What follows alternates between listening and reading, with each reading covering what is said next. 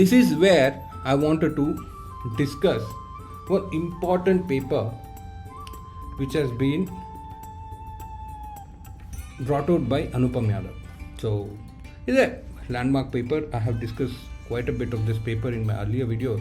So but here Mr. Anupam Yadav discusses an important thing about how mismatch hypothesis works, or is it the catch-up hypothesis which it works. So the antithesis of mismatch hypothesis is catch-up. Like for example, what the affirmative action or the reservation proponents, they tell is that, see, it is not that mismatch. See, I know that there is a mismatch at the entry level. That is, whenever a reserved candidate enters a university, there is a mismatch in the academic level because he has been given a reservation at the time of entry. But with time, does that mismatch go away? Do these reserved candidates catch up? So this catch-up hypothesis has seen a lot of research all over the world, but unfortunately in India we have very few papers which talk about this catch-up hypothesis, and this is one such paper which I was very excited to see, because this really talks about whether mismatch operates or catch-up operates. So now let me jump on to the first data point which he discusses. So what he did was an amazing thing. He took out all the data of UG and PG in Karnataka, in Central University of Karnataka. It's a very big university. So he took out all the UG PG marks, and then he calculated the final entry percentile, like whatever percentage these kids got.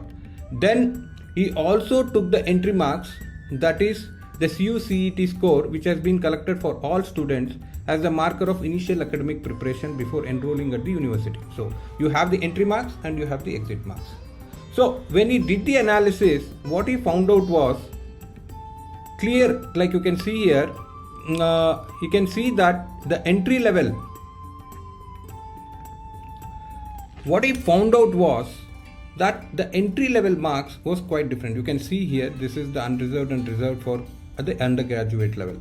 So there is quite a lot of difference between the percentages between the unreserved and reserved candidates. That is there. The difference is there. But you see the exit point at the end of the graduation. It comes down to as little as 3%, less than 3%. So now it goes on further, and then he also gives the split of general, OBC, SC, STs. So what you can see is that, see, he finds out that actually the entry point, the gap, is quite a lot of difference is there between, you can see that general and OBC. So the gap is quite a lot. Between STs and then OBC, general, it is quite less. Then again SC. So, but you can see that OBC, SC, ST, general, there is quite a lot of difference. But at the end, you can see all coincide. So, there is not much difference in the academic marks. So, this is what he has found out, and he has taken almost like a 500 data point sample. So, from the entire university. And this is a great finding. This is a great finding because it shows that actually the reserved category students catch up with time. They are not a mismatch. They catch up with time and they work hard. They are very competent. They have great IQ, and then they fight it out, and then they come out successfully in any graduation program. And that is the thing which is happening. And this same kids, when they go continue with PGs, like he did this analysis also, and he found out that in PGs, he found out that there is absolutely no difference. So if you see the academic ability of a PG kids at the level of like across general, OBC, SC, ST, there is absolutely no difference. Like you can check out in any colleges, there will be no difference at all. So, and again, if you go to the PhDs, it will be very less. But surprisingly, what we see is that we don't have many kids from SC, ST, OBCs going into PhDs. The reason being, I think most of them prefer to work.